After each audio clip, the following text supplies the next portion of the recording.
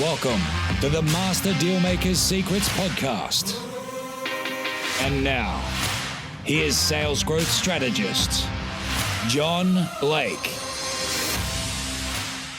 Welcome to Master Dealmaker Secrets. I'm John Blake. This is episode 80.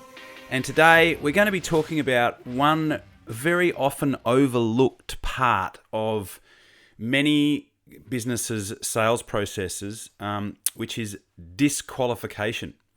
But before we do that, I wanted to also share with you a resource that I have found to be invaluable in terms of converting more of the inquiries that you've got in your pipeline into paying clients.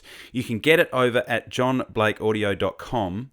It is an audio program, goes for about 10 to 15 minutes, but in it you will learn exactly how to turn double the amount of inquiries that you've currently got in your pipeline into paying clients.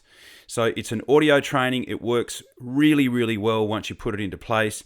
It's literally the first thing that I do with brand new clients that I get on board to give them an immediate ROI in the work that we do together.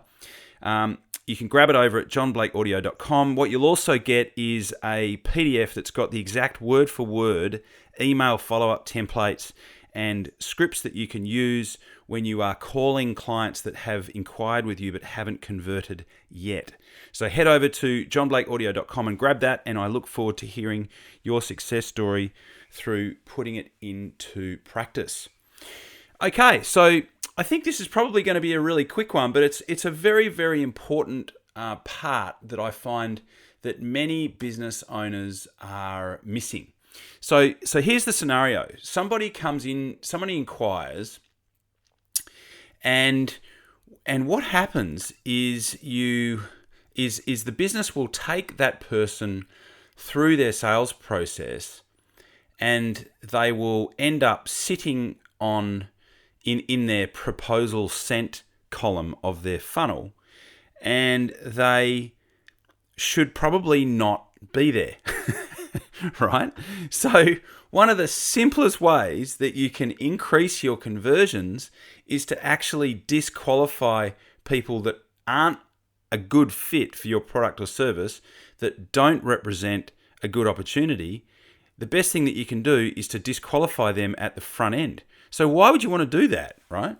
Well, here's the thing. If you don't have a good process for disqualifying people at the front end, what happens is you are taking on clients that you probably can't help. You're trying to convince people that might not be qualified in terms of having the funds available, or you could be trying to convert somebody into a client where there actually isn't a really good business case for them to do business with you anyway. And often we don't find that out until later on down the track. And what happens is that, actually the fourth reason is that often those people won't convert because they haven't been qualified or haven't been disqualified correctly. They end up just taking space up in your funnel, and you end up, talking about them in meetings. You end up spending time ringing them. You end up emailing them, and they were probably never a good prospect and someone who represented a good opportunity to help. Both from your perspective and probably both from their perspective, to begin with. So, what do you do about this? Well, the best thing that you can do is to have a process that allows you to really quickly disqualify someone.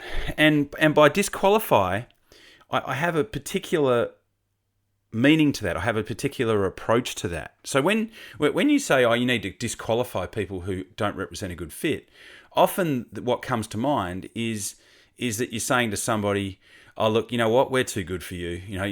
We don't want your business. And that's often the mindset that people have. So let me give you an example of this to sort of illustrate my point a little bit clearer.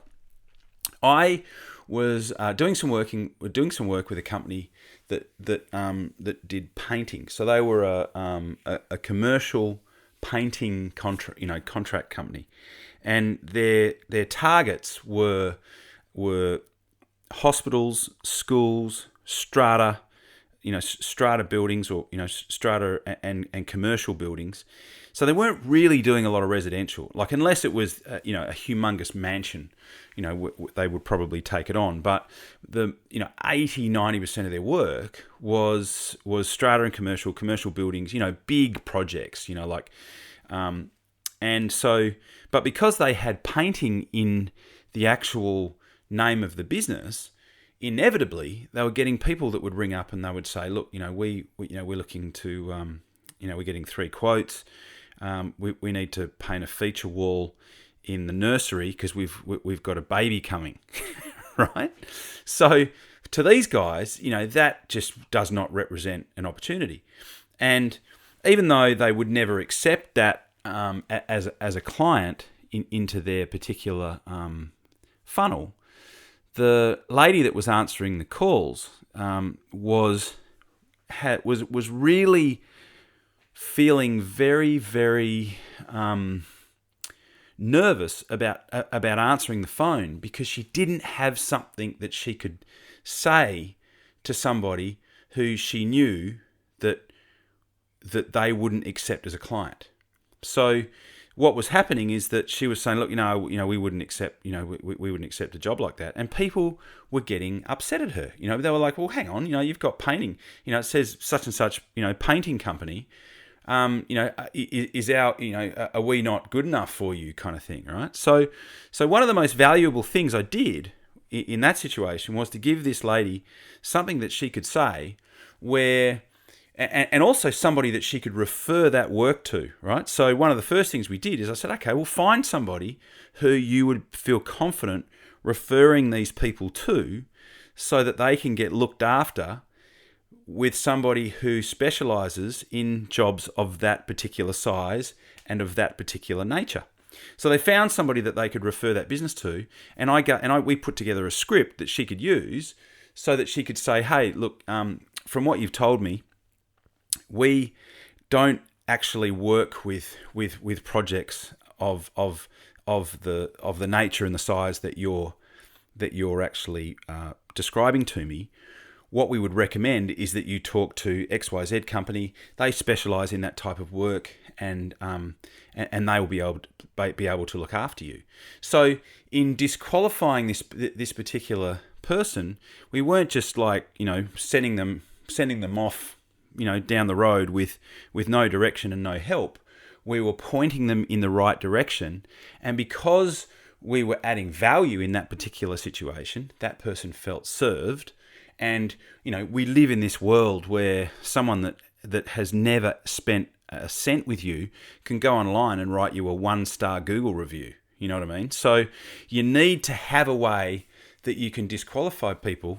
So firstly, you need to have a set of questions that you can ask that very quickly, hopefully within the first sort of 4 or 5 minutes, that can very quickly identify somebody who doesn't represent a fit, right? So that's the first thing. You need to have a proper diagnostic sequence of questions that you can ask that person to disqualify them. And secondly, you need to have an option that you can point them in the direction toward, right? So if you can't help them, you need to have something that you can actually suggest that would be a better fit for their particular set of circumstances.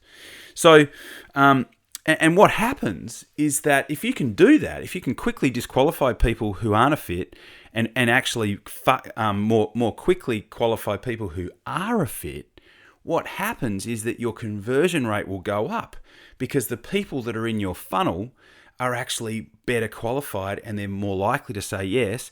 And instead of having 100 people in your funnel and 50 of them you probably shouldn't have accepted and put a quote together for in the first place, and 50% you should have, instead of having to follow up 100 people to maximize the opportunity, you've only got 50 people to follow up. So you can actually allocate the time and the resources and the focus to a smaller number of more qualified people, which means that you're going to increase your conversions anyway. So you're going to increase your conversions anyway because those people are better qualified. They're more likely to go ahead. And 2, you're going to increase your conversions because you're allocating your attention and your focus to a smaller number of opportunities. So I hope that helps. And I thank you for listening, and I look forward to talking to you on the next podcast. Cheers.